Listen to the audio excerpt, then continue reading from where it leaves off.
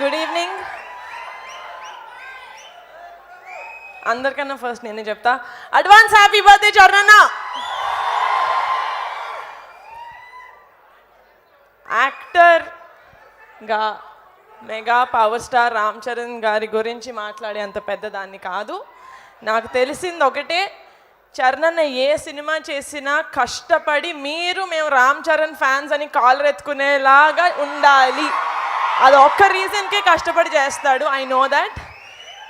But ఇప్పుడు ఒక ఆడపిల్లలాగా మాట్లాడతాను. చరణ్ తన వైఫ్ని అట్మోస్ట్ రెస్పెక్ట్ తోటి, అట్మోస్ట్ లవ్ తోటి చూస్తాడు. తన అక్కల్ని చెల్లెల్లాగా చూసుకుంటాడు, చెల్లెల్ని కూతురులాగా చూసుకుంటాడు, కూతుర్ని అమ్మలాగా చూసుకుంటాడు, అమ్మని దేవతలాగా చూసుకుంటాడు.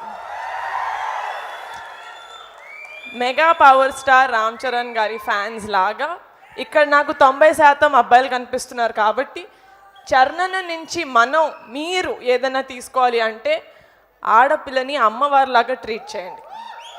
అండ్ ఒక ఆడపిల్ల పక్కన mega power star Ram Charan గారి ఫ్యాన్స్ ఉన్నారు అంటే ధైర్యంగా ఉండాలి. ఒక ఆడపిల్ల ఉంటారు కదా. చరణ్ బర్త్డే రోజు ఇది ప్రామిసా కాదా?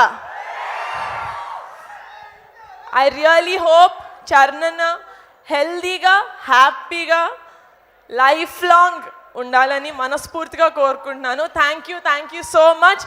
I love you so much Charan. వీళ్ళందరికన్నా ఒక మెట్టు ఎక్కువ నాకు నువ్వు అంటే ఇష్టం.